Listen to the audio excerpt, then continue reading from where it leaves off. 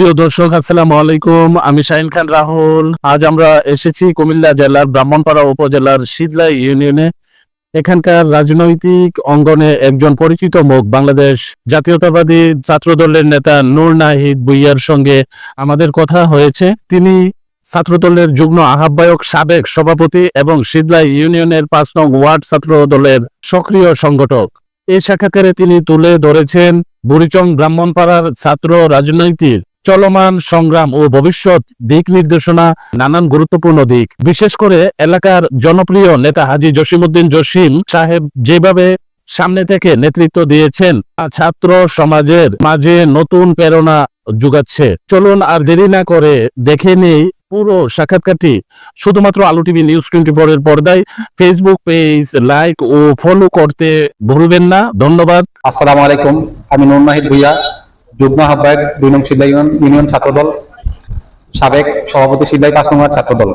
আমরা দীর্ঘ 17 বছর ফ্যাসিস্ট আওয়ামী লীগ সরকারের হাতে নির্যাতিত হয়েছি এবং কি গত 1 বছর আগে আজকের এই দিনে আমরা গত বছর 17 জুলাই থেকে আমরা মাঠে একদম দেশ নেতা তারেক রহমানের নির্দেশে আমরা স্বৈরাচার সরকারের বিরুদ্ধে বাংলাদেশ বিভিন্ন স্কুল কলেজের স্টুডেন্টের পাশে থেকে আমরা স্বৈরাচার সরকার হাসিনার বিরুদ্ধে আমরা আন্দোলন করেছি এবং কি গত 1 বছর আগে 22 জুলাই আমরা শীতলাই ইউনিয়নে একটি স্বৈরাচার সরকারের পতনের বিরুদ্ধে আমরা সর্বোচ্চ একটি মিছিল করি এবং কি আন্দোলন করি। সেই মিছিলের 2 দিন পর আমাদের শীতলাই ইউনিয়নের আমার বন্ধু এখানে সাইমন, শীতলাই ইউনিয়ন ছাত্রদলের সিনিয়র যুগ্ম আহ্বায়ক, ওর বাড়িতে 30-40 জন পুলিশ হামলা করে সেদিন রাত্রে ভাগ্যবশত সাইমন বাড়িতে ছিল না, সেই জন্য সাইমন কেউ ধরতে পারেনি তারা। এবং কি আমার বাড়ির সাথে সহ 2-3টা গাড়ি পুলিশ আমাদেরকে ধরতে যায়।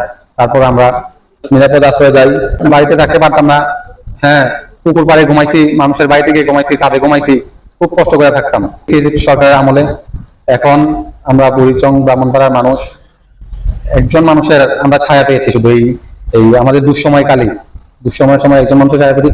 তিনি হলেন কুমিল্লা দক্ষিণ জেলার সংগ্রামী সদস্য সচিব হাজী জসিমউদ্দিন জসিম ভাই, ব্রাহ্মণপাড়া থানার বিএনপির আহ্বায়ক জসিম ভাইকে শুধু আমরা পেয়েছি। আমরা ব্রাহ্মণপাড়া থানা ছাত্রদল আন্দোলনের সময় স্বতঃস্ফূর্তভাবে আমরা উপস্থিত ছিলাম। ফয়সাল ভাই, দিদা ভাইয়ের নেতৃত্বে, জসিম ভাইয়ের নেতৃত্বে। আমরা যখন মাধবপুর মিরপুর রোডে আন্দোলন করি তখন জসিম ভাই আমাদের সামনে ছিলেন। পুলিশের সাথেও আমাদের সংঘর্ষ হয়েছে, পুলিশ ককটেল আমাদের উপরে ফেলেছে এবং কি রাবার গুলিও করেছে। জসিম ভাই সবার আগে ছিলেন আমাদের সকলের সামনে। আমরা বলেছি জসিম ভাই আপনি পিছনে যান, আপনাকে আগে সেফ থাকতে হবে। পরে আমরা জসিম ভাই বলে যে আমার চিন্তা তোমরা করো না।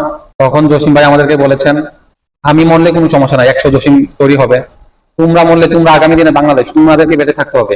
সেই কারণে জসিম ভাই সবার আগে তিনি তার বুক পেতে দিয়ে দিতেন, সবার সামনে থাকতেন। তো এই ছিল আমাদের আন্দোলনের ভূমিকা, এই ছিল আমাদের শীতলাই ইউনিয়ন ছাত্র দলের আন্দোলন। তারেক রহমানের কাছে আমাদের একটাই চাওয়া পাওয়া, কুমিল্লা 5 বুড়িচং ব্রাহ্মণপাড়ায় আমরা ধানের শীষের কান্ডারি হিসাবে একমাত্র হাজী জসিমউদ্দিন জসিম ভাইকে দেখতে চাই। কারণ তিনি করোনার সময় শত শত মানুষকে নিজ অর্থায়নে দাফন কাফনের ব্যবস্থা করেছেন এবং কি বন্যার সময় নিজে আমাদের সকল ব্রাহ্মণপাড়া বুড়িচংয়ের ছাত্রদলকে নিয়ে জনগণের পাশে ছিলেন। সেই কারণে শুধু তাই নয়, বুড়িচং ব্রাহ্মণপাড়ায় বিপদ আপদে যে কোনো দুর্যোগে জসিম ভাইকে আমরা পাশে পেয়েছি এবং কি ভবিষ্যতেও জসিম ভাইকে আমরা পাশে পাবো।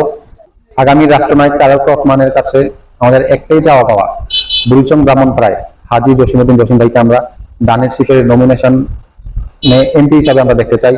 দেশনায়ক তারেক রহমানের দীর্ঘায়ু ও সুস্বাস্থ্যতা কামনা করে আমি আমার বক্তব্য শেষ করছি। আসসালামু আলাইকুম।